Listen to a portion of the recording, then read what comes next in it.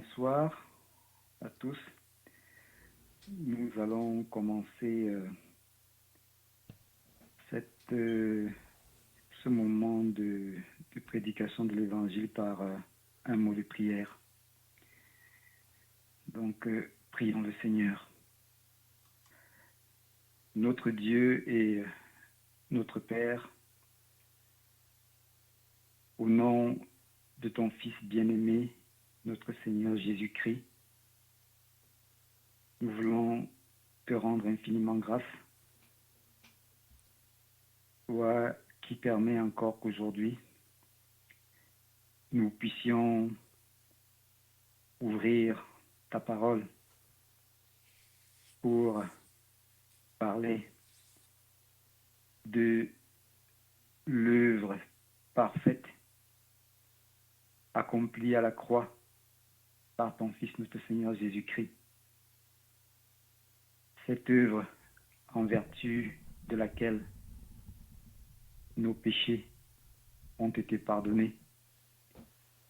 Cette œuvre en vertu de laquelle le châtiment et le jugement qui nous étaient destinés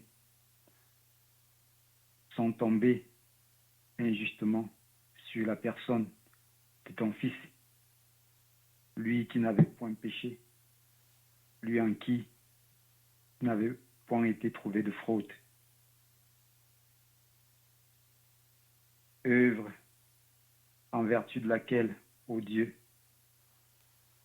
ton Fils, à travers son sang versé, a expié tous nos péchés et nous a ainsi rendus propices à nous approcher de ton saint trône avec espérance et avec une grande confiance, réalisant encore une fois de plus ton grand amour, ta bonté et ta miséricorde envers nous. Nous voulons ainsi te bénir et bénir la personne de ton Fils, notre Seigneur Jésus-Christ, et te supplier, ô Dieu, afin que toi-même, tu nous guides dans cette parole de l'Évangile qui va être dite ce soir, et que tu disposes favorablement le cœur de ceux qui vont écouter, afin que ta parole qui va être proclamée puisse sortir et ne pas revenir au Dieu sans avoir produit son effet. Que ton nom, ô Dieu, soit béni et que le nom de ton Fils, notre Seigneur Jésus-Christ, soit exalté au siècle des siècles. C'est en son nom précieux que nous prions. Amen.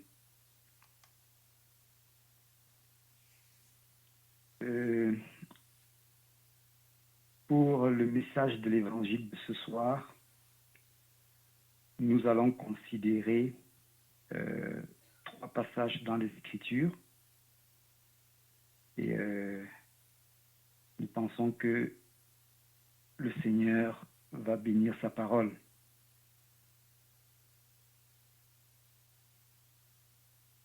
Le premier passage que nous allons lire et considérer ce soir se trouve dans l'épître de Paul aux Romains, au chapitre 5. Épître de Paul aux Romains, chapitre 5. On va lire les versets 6 à 11. Donc, épître de Paul aux Romains,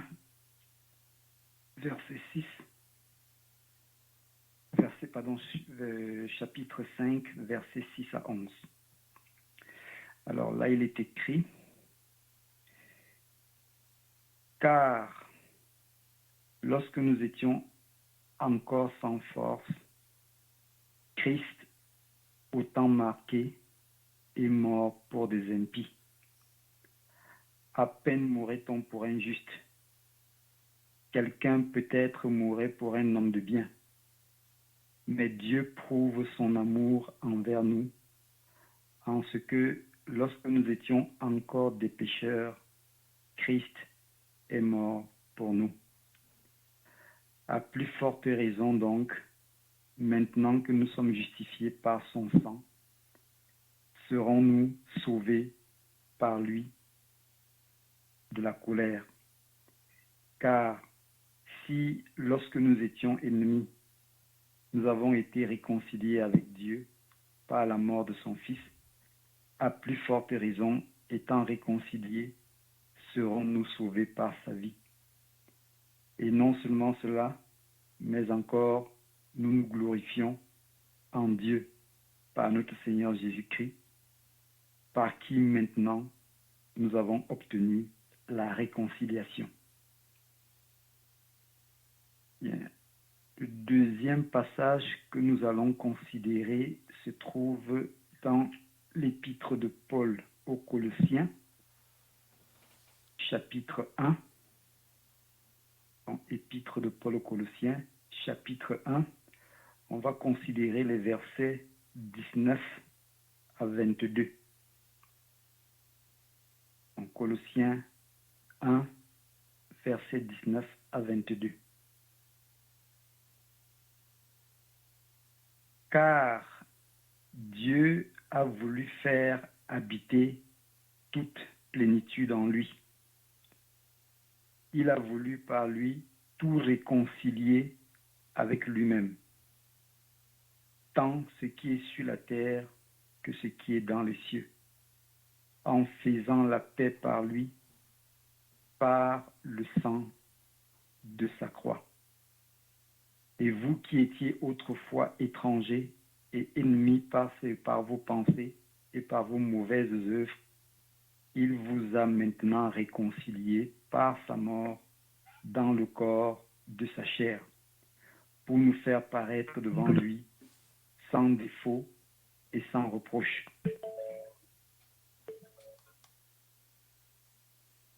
Le troisième et dernier passage que nous allons considérer pour notre étude de ce soir se trouve dans 2 Corinthiens 5.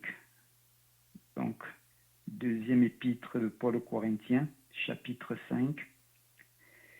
Nous allons considérer les versets 17 à 20.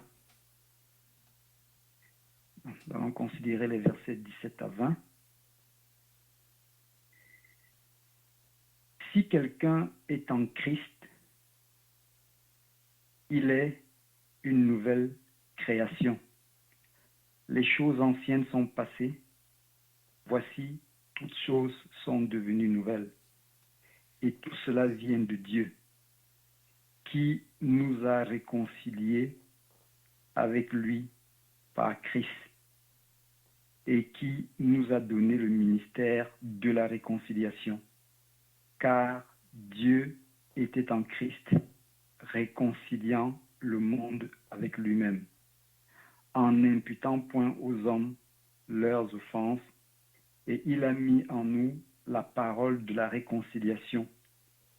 Nous faisons donc les fonctions d'ambassadeurs pour Christ, comme si Dieu exhortait par nous. Nous vous en supplions au nom de Christ. Soyez réconciliés avec Dieu. Nous vous en supplions par Christ, nous vous en supplions au nom de Christ. Soyez réconciliés avec Dieu. Évidemment, si vous avez bien prêté attention au travers des 3 passages de l'Écriture que nous venons de considérer, vous avez bien dû remarquer que ce soir, nous allons parler un tout petit peu de la réconciliation. Ce thème de la réconciliation qui est bien présent dans les 3 passages que nous avons lus sous différents aspects, bien entendu. Alors, le thème de la réconciliation que, avec l'aide de Dieu, j'ai bien voulu choisir ce soir, colle un tout petit peu au contexte de ce qui se fait habituellement lorsque des personnes se retrouvent pour un tout petit peu, on va dire entre guillemets, célébrer le passage d'une année à une autre. Le thème de la réconciliation s'invite très souvent au menu des retrouvailles entre amis, entre membres d'une même famille et parfois même entre collègues. Le thème de la réconciliation s'invite souvent lorsque, au cours d'une année, des gens ont pris pour une raison ou pour une autre leur distance les uns par rapport aux autres à cause des différends qu'ils ont pu avoir. Ainsi, on peut bien remarquer que la société aujourd'hui est marquée par d'énormes conflits entre différentes personnes. Ça peut être des conflits entre les membres d'une même famille, entre un père et ses enfants, une mère et ses enfants, entre un homme et sa femme, entre des personnes qui partagent un même voisinage dans un quartier, entre des collègues, entre des amis, qui les amènent souvent à prendre leur distance les uns par rapport aux autres. Et ce qui se passe généralement, dans certains cas, lorsque l'on fait la transition entre une année à une autre, les gens prennent le prétexte justement de la transition pour faire des vœux qui consistent à changer d'attitude en essayant d'améliorer leur rapport les uns par rapport aux autres. C'est ainsi que beaucoup de gens se retrouvent donc pour fumer, comme on dit un tout petit peu, le calumet de la paix, à travers justement des actes de réconciliation qui permet donc à deux personnes de rétablir un lien qu'ils avaient rompu. Donc, je vais prendre donc pour prétexte ce contexte-là pour parler d'une autre réconciliation, autrement beaucoup plus importante. Je vais même dire une réconciliation qui est quelque chose d'indispensable si l'on veut avoir une éternité de paix avec notre Dieu. Et cette réconciliation, ce n'est pas la réconciliation avec nos amis, avec les membres de nos familles, avec nos voisins, avec nos collègues, mais c'est de la réconciliation avec Dieu. Et dans les trois passages que nous avons lus, nous avons justement dû remarquer que le Seigneur Jésus-Christ est venu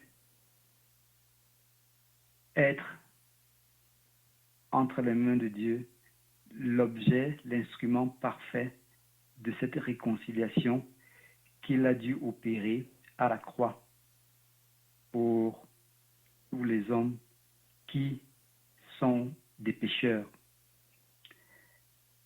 Dieu, en réalité, est fâché avec l'homme à cause du péché. Le péché est ce qui a produit cette séparation entre les hommes et Dieu. Et ça a commencé depuis le jardin d'Éden, où notre lointain descendant, bien nos lointains descendants, Adam et Ève, ont désobéi à l'ordre, au commandement que Dieu leur avait donné. Et ayant ainsi été rebelles à Dieu, leur rébellion s'est transmise presque génétiquement de génération en génération jusqu'à nous atteindre nous aussi. Donc, comme la parole de Dieu dit, tous les hommes ont péché et sont privés de la gloire de Dieu. Ça veut dire que pendant que nous vivons, si nous n'avons pas fait la paix avec Dieu, donc nous sommes séparés de lui. Et pour faire la paix avec Dieu, il faut absolument passer par un processus de réconciliation. Mais la réconciliation, selon la Bible, est très différente de la réconciliation selon les usages et les coutumes humaines. En général, la réconciliation entre deux personnes selon les usages humains se fait par une forme d'entente tacite entre les deux personnes. Donc, ils s'entendent pour établir quelque chose qui a disparu, qui n'existe pas ou qui a été altéré. Mais la réconciliation, selon la parole de Dieu, telle qu'elle est employée dans la Bible, tire son origine d'un mot grec qui veut dire changer entièrement. Et ici, il ne s'agit pas d'une entente entre Dieu et les hommes, mais il s'agit de quelque chose que Dieu, dans sa souveraineté absolue, a accompli au travers de son Fils. Dans la deuxième épître de Paul aux Corinthiens que nous avons lue, nous avons vu que Dieu était en Christ réconciliant le monde avec lui-même. Donc, la réconciliation à laquelle Dieu invite chaque homme pécheur et donc séparé de fait de lui, a une source, une origine. Et cette source et cette origine, c'est Christ. Et Christ a opéré cette réconciliation, on pourrait dire, à travers deux étapes. La première étape a été accomplie à la croix. Il y a eu la réconciliation opérée à la croix. Et à la croix, Dieu était en Christ réconciliant le monde avec lui-même. Et à la croix, qu'est-ce qui s'est passé? Le Seigneur Jésus-Christ a été pour moi un substitut, dans ce sens qu'il a accepté volontairement de subir à ma place le châtiment et le jugement qui m'étaient réservés à cause de mes péchés. Là, on peut appeler ce premier processus la substitution. Cette substitution qui a eu pour conséquence l'expiation de mes péchés. C'est-à-dire que Dieu, désormais, à cause de l'œuvre que Christ a accomplie à la croix, ne me tient plus pour coupable.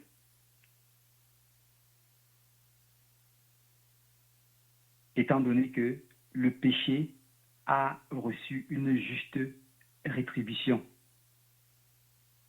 Jésus-Christ ayant pris le châtiment qui était réservé au péché, selon ce qu'il est écrit, qu'il a pris le châtiment qui m'était réservé.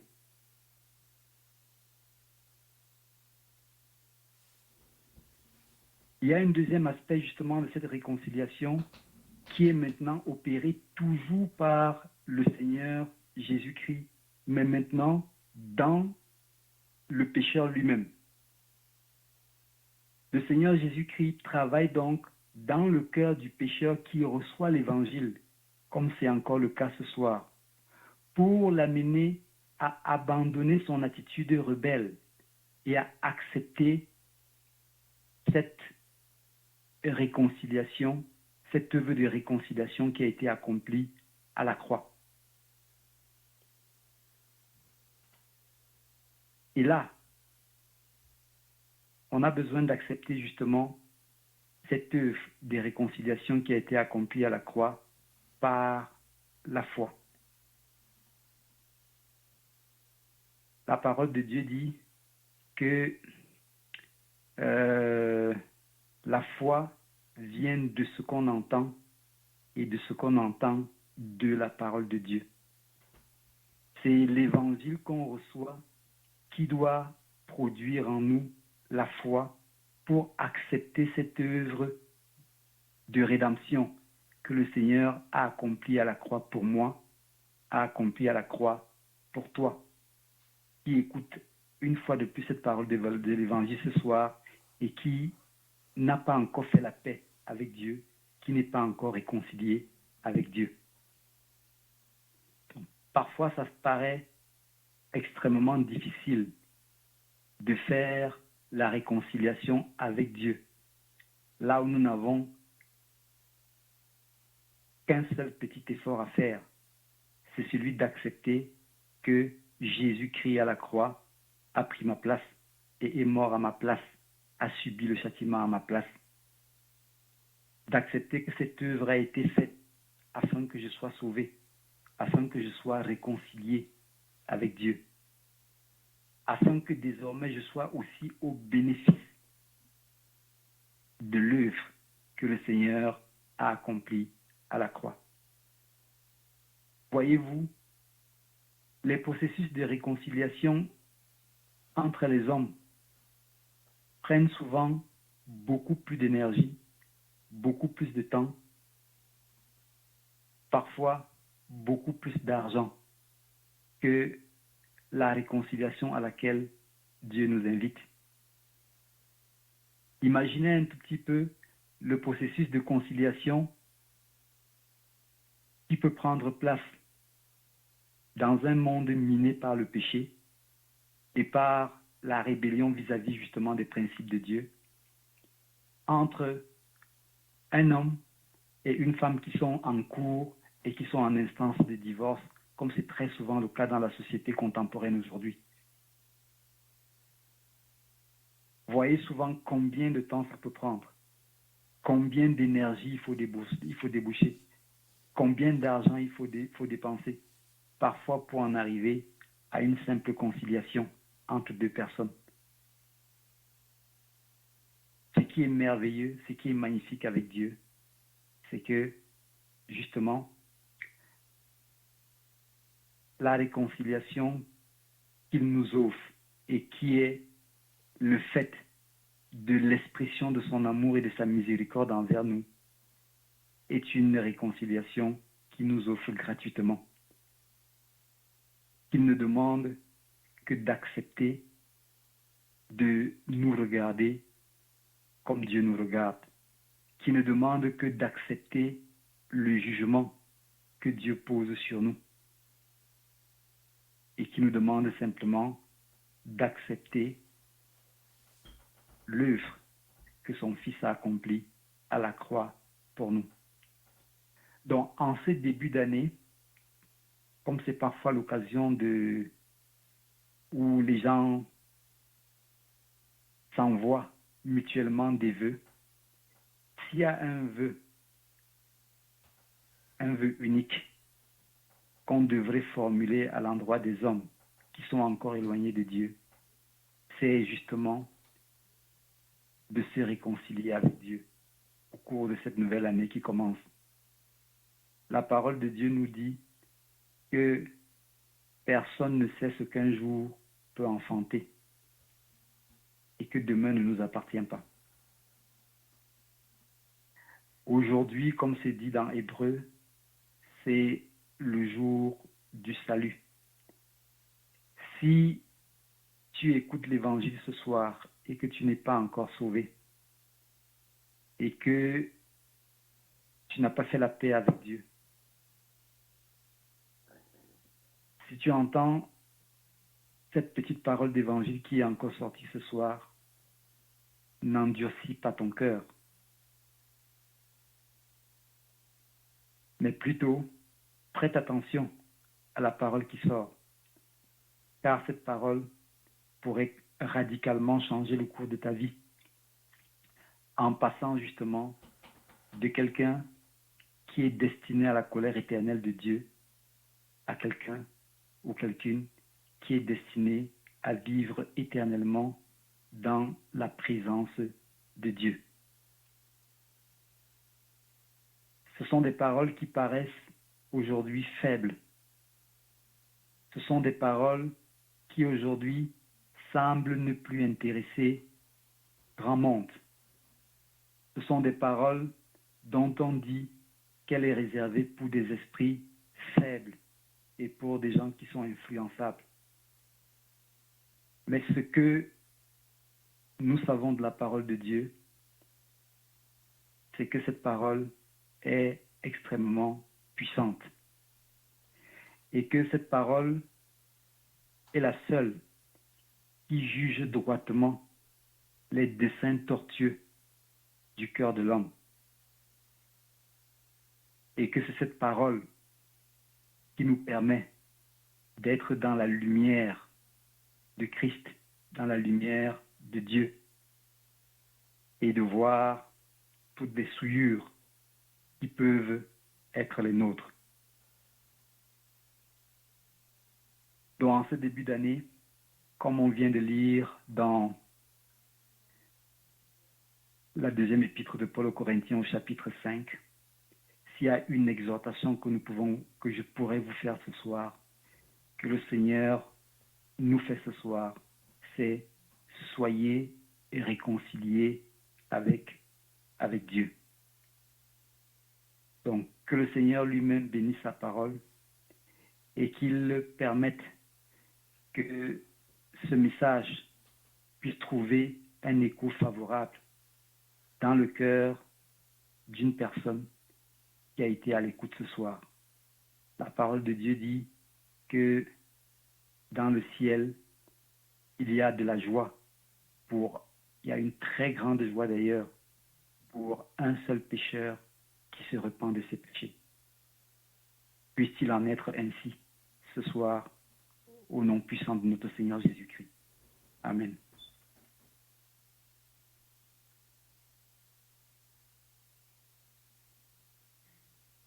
On va pouvoir terminer en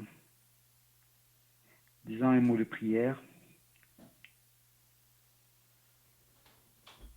Notre Dieu et notre Père,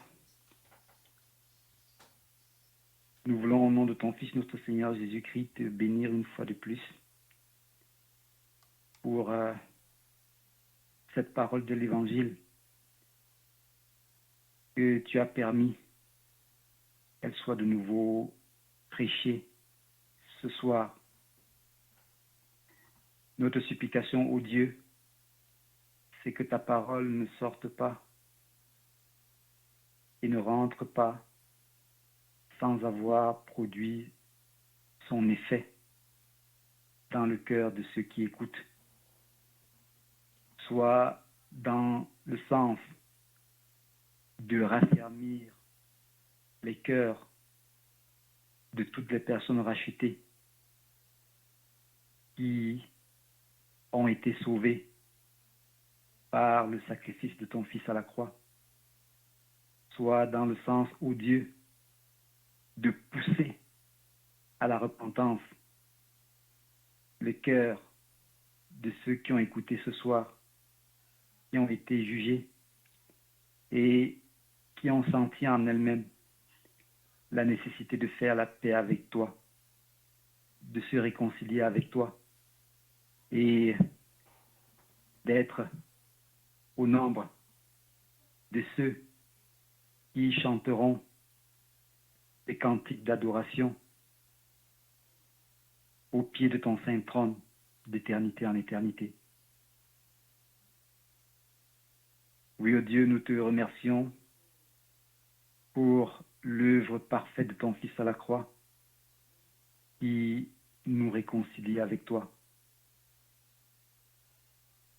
Nous voulons, ô Dieu, te bénir et te supplier pour les prochains jours où ta parole sera de nouveau prêchée, afin qu'au Dieu, qu'elle puisse à chaque fois produire son effet dans le cœur de ceux qui vont l'écouter.